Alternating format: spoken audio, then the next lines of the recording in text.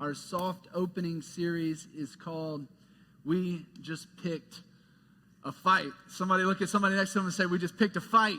We just picked a fight in this valley. Some of the married couples are like, you picked the fight this morning, okay? That was you who picked that fight, and I won the fight, okay? And just a word for the husbands, if you won the fight, you actually lost. So that's just a little opening side sermon there on marriage. But it's so good to see you guys. God just dropped this phrase on my heart that just this reality that the season that we're in at Favor City Church, and as I look around the room and I see just so many of you guys that I want to meet and I need to put a name to the face at this point. I realize that God has had, the enemy rather, has had territory in our city for too long, and he's held it too tight. And what I mean by that is that there is so much of our city that has gone unreached, that has gone underreached in terms of taking the gospel to those parts of the city in a way that the enemy owns the territory.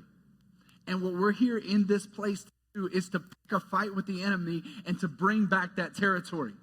Right? Yeah, let's go ahead and clap while I change microphones. Come on. Is that okay? Very good.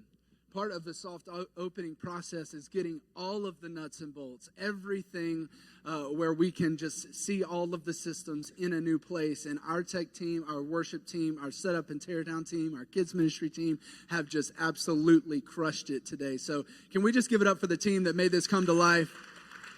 And I want to make mention too, before I get going in our message this morning, I want to make mention too for a very special team that is close to my heart.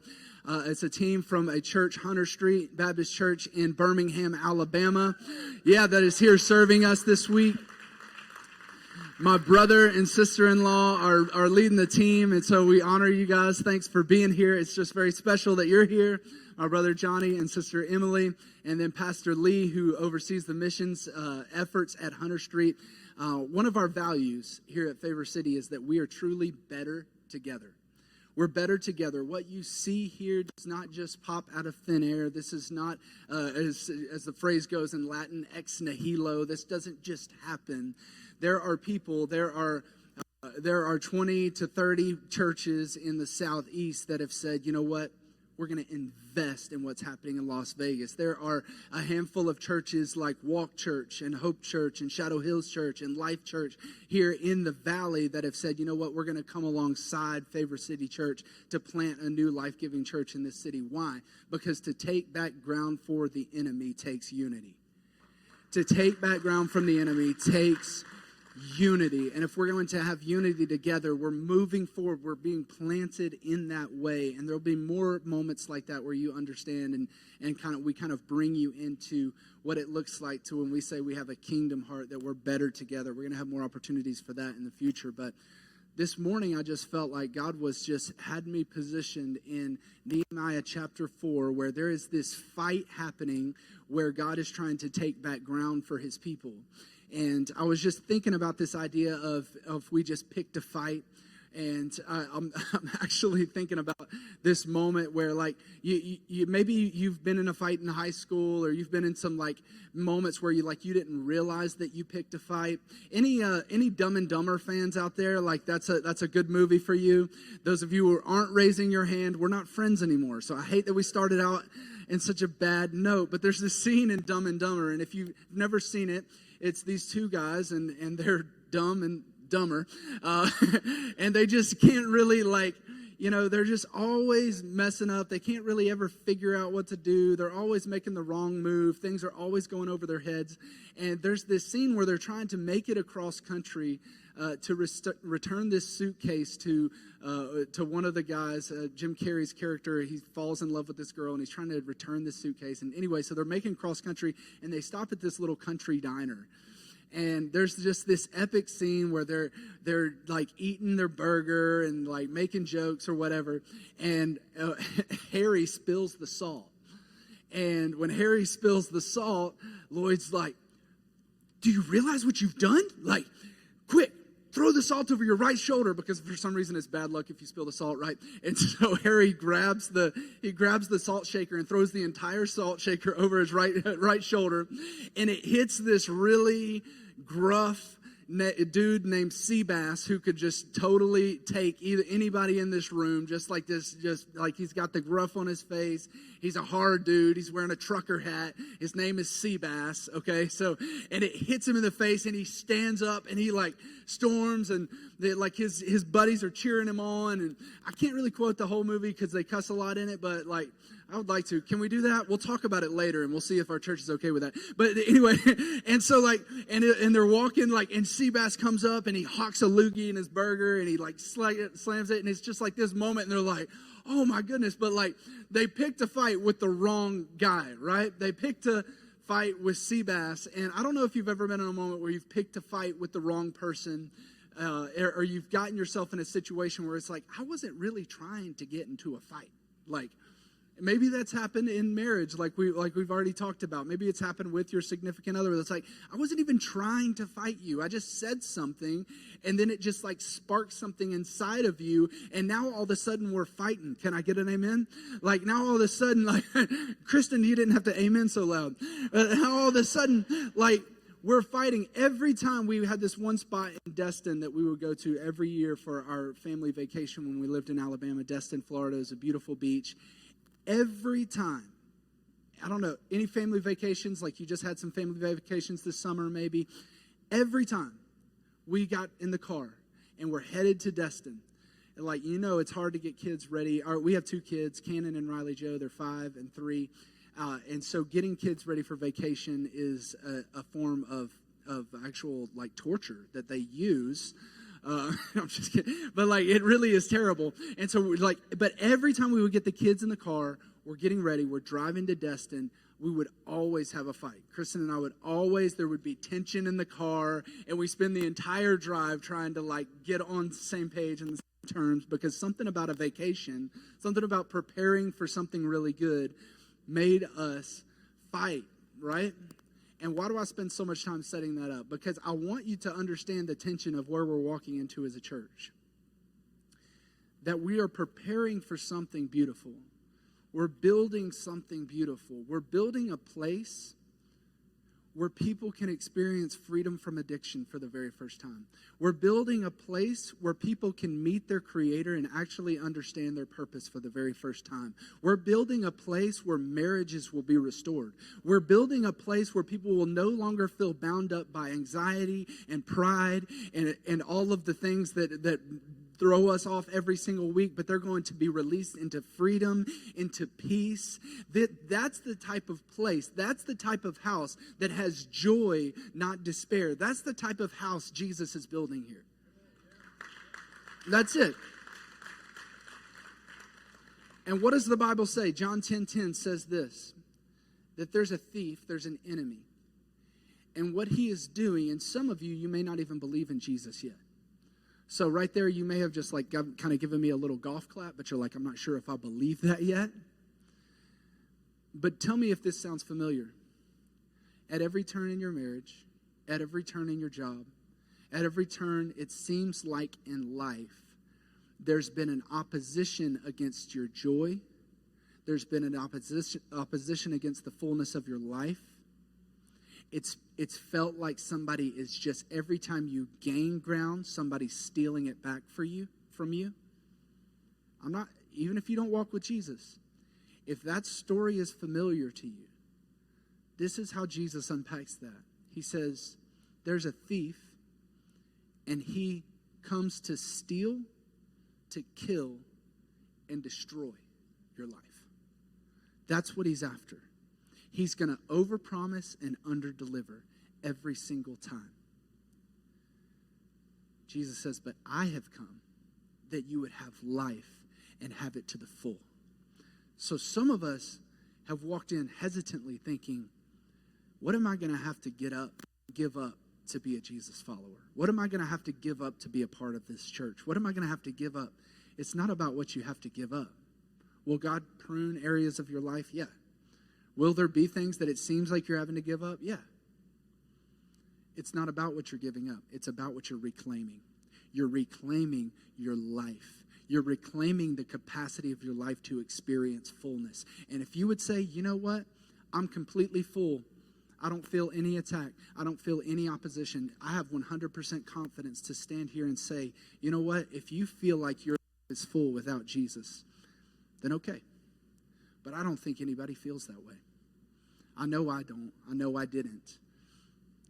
Jesus says, I come to give you life and give it to the full. But how do we persevere through the fight? Because the enemy is going to come after us. The enemy uses, and this is our first point to bring us into the truth, the enemy uses tension to bring division.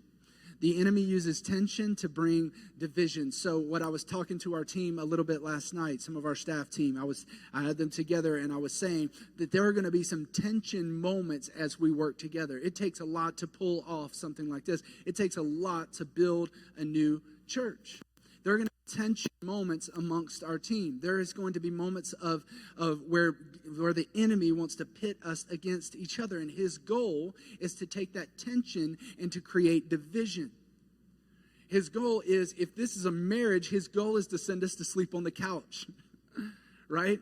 Because what does it take to stay in the same room? It takes reconciliation. It takes peace. It takes being on the same page. It takes saying, I forgive you, right?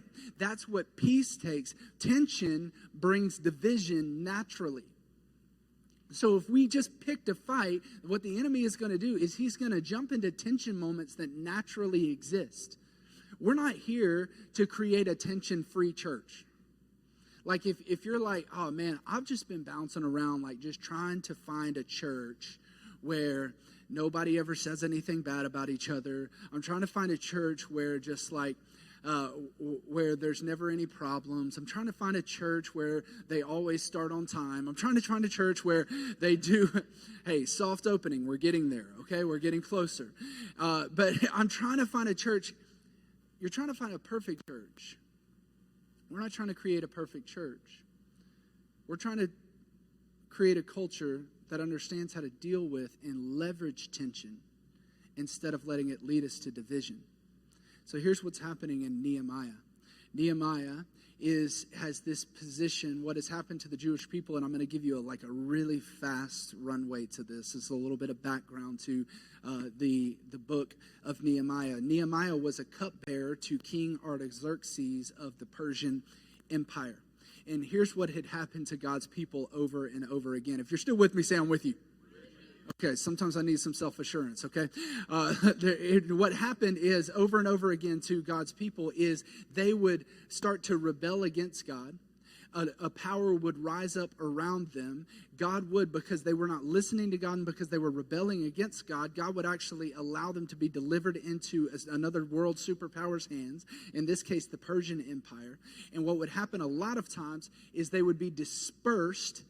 Because what would a superpower do when they saw a strong nation and overtook it? What they would do is they would say, we're going to divide you so that we can strip you of your identity, we can strip you of your power, we can strip you of your ability to rebel. So we're going to disperse you all throughout our known empire. And so here's what happened. So this guy named Nehemiah of Jewish descent had risen up to be the cupbearer of the king, which is the most trusted person in the king's court. He's literally keeping the king from being poisoned. Okay, if anybody could kill the king, it'd be the cupbearer. So he had risen to this place of favor within a nation that is not of his own ethnicity, that is not of his own faith. And he's with King Artaxerxes, and he gets this burden on his heart. He gets word that the walls of Jerusalem had been dismantled, that the city was borderline just dead. There was only remnants and rubble left in the city. And so God places this vision and this burden on his heart to go rebuild the city. And check this out. Like, he was able to cast vision to the king, and the king paid for it and actually allowed him to recruit for it and actually allowed him to go and move his life to that city and to build it. And so God has put us back in this Nehemiah story because there are so many parallels to planting a church, to starting a new church. And so Nehemiah is in this thing, the team, he's got the team going, he's got the launch team going, he's got everybody divided up into these different segments of the team, he's got them on different portions of the wall, he's given some tasks out, they're setting the culture, he's talking to them about how we work, how do we fight, how do we defend ourselves, and then there's these people, these two guys named Sanballat and Tobiah.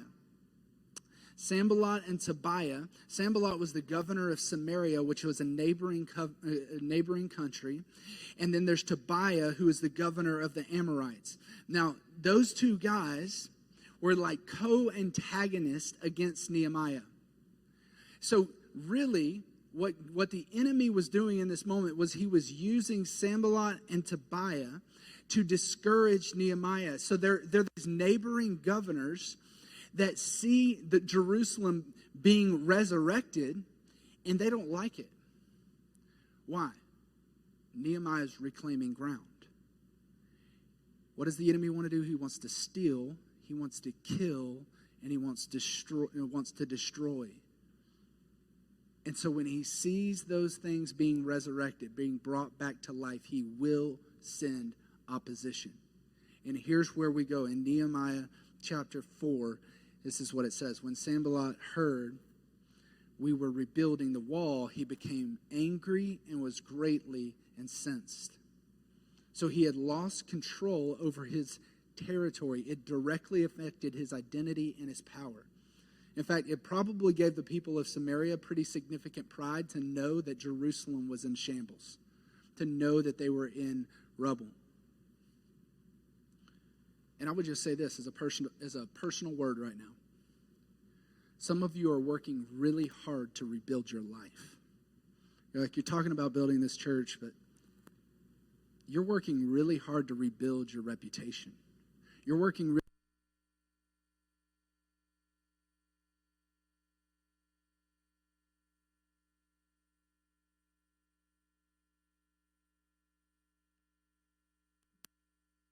build and reclaim ground that the enemy's taken.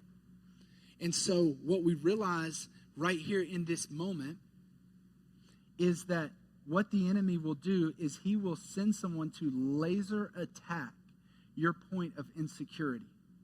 And so Sanballat, he heard they were rebuilding the wall. He was greatly angered and incensed. And so number one, what did he do? Verse 1. In the second part, he was greatly incensed, so he ridiculed the Jews. And some of us, we're gonna have seasons where you're rebuilding things, like God's redeeming different areas in your life. He's rebuilding your marriage. He's actually speaking life where there was death. He's actually speaking hope into your future. He's actually helping you overcome addictions. And there's going to be family members. There's going to be people that are close to you. There's going to be people who used to be your greatest friends that are going to come after you. That's not really you. Come on, bro. Come on, girl. You're not like that. Don't be, now you're acting all high and righteous now, right? Like now you got it figured out. Okay. He's going to send that. The enemy's going to send that. So he ridiculed the Jews. And in the presence of his associates and the army of Samaria, he said, what are those feeble Jews doing? They restore their wall? Will they offer sacrifices? Will they finish it in a day? He's being sarcastic. Can they bring these stones back to life from those heaps of rubble, burned as they are? You don't even have anything to work with. You don't even have the tools to succeed. You don't have what you need. Your dream is too big. Your life is too far gone. Just settle in. Just make it work. Just make it do. Don't think about, you're not that great. You see how the enemy will use people to attack you, to take you off of your purpose. So Tobiah, he jumps in, the Ammonite, who is at his side, and he said, what are they building? Even a fox could climb up on it and it would break down on their walls of stones. He's like, it wouldn't take anything. I just go ahead and just touch it, and it's just going to fall down. And so here's what that means in your life. You start to reclaim ground in your life. You start to overcome addiction. You start to make better efforts as a father.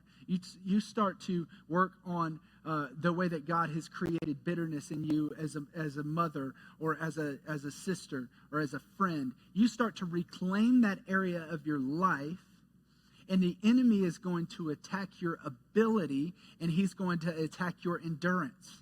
How long can you keep this up? It's like starting a new workout. Can I get an amen? Like, how many times have I not started the workout because of all the workouts I didn't finish, right? Or because of how many plans I didn't follow through on, how many gym memberships I donated money for months and months to, just to invest in the good work they were doing for other people, but not necessarily reap the benefits for myself. How many times did I do that? And it keeps me from working on my future. So he says, this is what Nehemiah prayed. And this is a prayer I want us to have in our hearts. He says, hear us, O God, our God, for we are despised. Turn their insults back on their heads. Give them over as plunder in a land of captivity. Do not cover up their guilt or blot out their sins from your sights, for they have thrown insults in the face of the builders. He's pretty mad. He's like, these people are opposing you, God. Get them out of the way. Move them out of the way. Move them out of what you are doing. And here's what we can read that prayer and think like, oh man, that's like one of those judgmental moments in the Old Testament. And here's the freedom that I think God wants to invite you into. Because the enemy will use insecurity. The enemy will use a lack of confidence to keep you from standing up for what God is doing in your life. And what God wants the freedom to do in your life is for you to stand up for his activity in your life. And so if God is making moves and reclaiming territory in your heart and your life, he's reclaiming areas of your life, he's reclaiming your marriage, he's reclaiming your family, he's reclaiming your attitude. If he's doing those things in your life and the enemy is attacking your capacity to respond, what you need to understand to do is, God, move every barrier, including the people that are trying to hold me back. Move them out of the way because you're moving. It doesn't mean you don't care for them. It doesn't mean you don't want them to experience the same freedom. It doesn't mean that you aren't for them. We are for them. But the enemy will use discouragement to keep you from progress. And he will use people to discourage you. So sometimes there's people in your life you need to pray, God, move them out of the way. Move them out of the way. I want to walk towards you. I want to walk towards freedom. I want to walk towards life. And at the end of the day, you can't take them. You're like, but I care about them. They're my family. I care about them. They're my friends. We went to high school together. We went to middle school together. Like, we went on our first dates together. Our roots run deep. They're my boy. They're my girl. You can't take them to life if you're resting in death. You can't ever usher them into new life and new freedom if you are sitting with them in death. If you're sitting with them in discouragement. If you're sitting with them in despair. If you're sitting with them and settling for less than what you know God has created you to do and who he's created you to be. You won't ever take them where they need to go unless you are committed to following God's activity in your life. I hope this is free. I hope this is a word of freedom for you, because right now what Nehemiah is praying is not an angry prayer against those people. He's praying for God to clear the path for his activity so that he can walk in his purpose. And I think a lot of us, we are bound up by the wrong things. We're bound up by the wrong voices. And we can't hear God's voice. So what did Nehemiah do? The first thing that he did, he didn't tell them off. The first thing that he did, he didn't do a subtweet or a sub post or a call out on Instagram. He didn't go gossip. His prayer was actually his first response. Prayer should be our first response, not our last resort. For the note takers in the room, you may want to write that down. Prayer should be our first response, not our last resort. If you feel like God has like a I love that, Mapuana. Raising your hand. Come on. Let's shout that down. Nobody amened it, but Mapuana, come on. Because, and you felt that. There's been prayers that have been covering you over this last season, and you're here in the room. Come on. Prayer should be our first response, not our last resort. How do you think? Some of us don't trust God to handle our attitudes. God can handle every salty attitude that you can dish out. God can handle every misword. He can handle he can handle it, and he will direct your heart to his will if you'll approach him and trust him with it. But we think we have to just have it all figured out. No, it's our first response, not our last resort. Allow him to shape the will of your prayer. Nehemiah 4, verse 6, and this is what happened. So we rebuilt the wall till all of it had reached half its height, for the people worked with all of their heart. The ESV actually translates this, for the people had a mind to work. Now, if you're reading in different Bible translations and you're like, why does one say one thing and the other one says another thing? What that means is that there's a Hebrew word there that means too much for our English language to really get it all up into one word. So what happened here, it's this word called labe. It's the inner man, the will. So it's the mind meets the heart. It's the soul drive. So they had a mind to work, but they worked with all of their heart, meaning their soul was in it, right? They were committed to it. Some of you, God's done something so miraculous inside of your heart. And I'm praying that this is true of you in the coming weeks and the coming months. That we see something built in our community. We see something for Green Valley. And the reason that we see it come to life is because the people worked with all their heart. Because the people had a mind to work. They had a soul cry to work. They had that drive in their inner, this is that definition. Go ahead and go to the next slide. That inner man, the will, the heart, the understanding. That as a sense of wholeness, you were able to walk into your purpose. I said that the enemy uses tension to bring division. The second half of that statement is this. You may want to write this down, take a picture of the screen. Jesus allows tension to create perseverance. Jesus allows tension to create perseverance. This is not a perfect church. I've heard it said that if you're looking for a perfect church, for God's sake, don't join it because you'll ruin it. This is not a perfect church. This is not a tension-free church. There's no perfect marriage. There's no tension-free marriage. There's no perfect friendship. There's no tension-free friendship. God allows tension. Jesus allows tension to create perseverance. It's a principle we find in James chapter 1. You can go look that up. But for now, I want us to just land the plane here and invite the worship team to come back up, and they're going to lead us in another song. And as they come back up, I just want us to think about what is God doing in this season?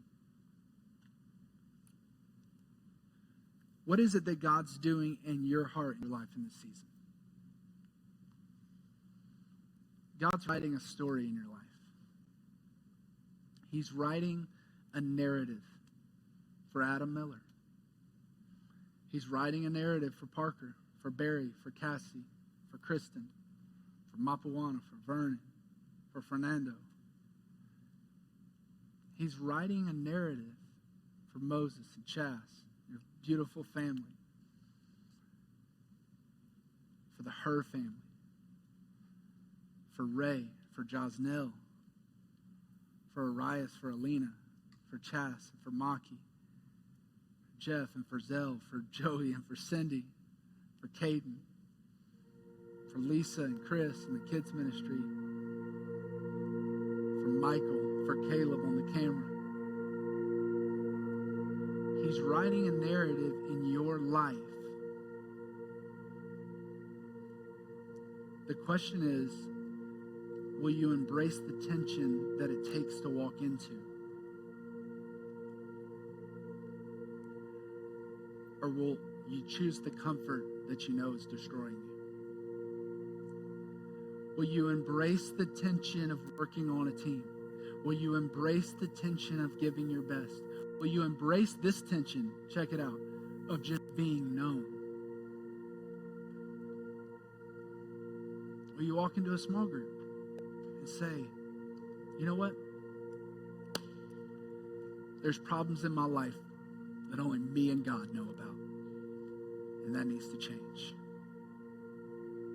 I need to bring people into my story. I need to join a group. You can do that. Get on our website. Join a group Tuesday or Thursday. We'll have more groups after we have our grand opening. Be known. Is it going to create tension? Yeah. Are you going to walk into the room sometimes, and if you're an introvert, maybe feel some instant anxiety? Like maybe. I'm not going to act like that won't like happen initially. It actually can I just be vulnerable with you for a moment? I get really nervous before small groups. I would much rather be talking to this group or one person. But for me, when there's 10 people in my house, I get anxiety. I don't know why.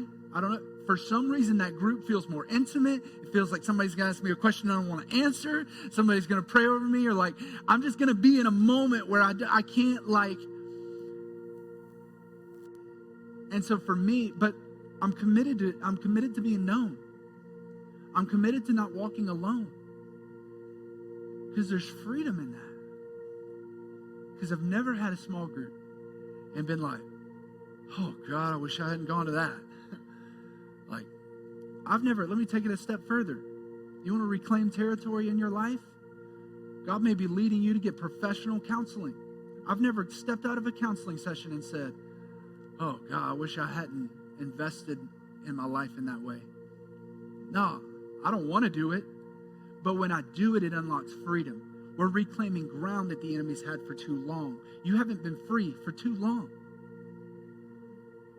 Pick the fight. Pick the right fight. Your family needs you to fight. Your spouse needs you to fight. Your kids need you to fight. Your friends, this city needs us to fight. It's worth it. It's worth the fight.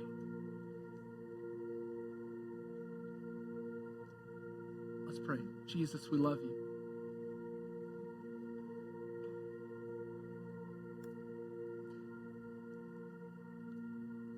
And I just pray right now that you would just begin to move us toward freedom.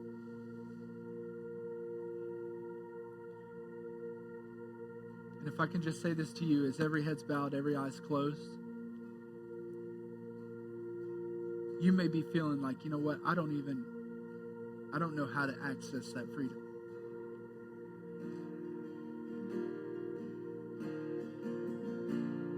And I'll tell you, there is one way to the Father. There's one way to that freedom. And that is by giving your life to Jesus. He is the way, He is the truth, and He is the life. And so I invite you to give your life to Jesus today. And here's how you do that. If you want to walk with Jesus, you want to fight the right fight, you want to fight to belong, you want to fight to be known, you want to fight to make a difference, here's what you do.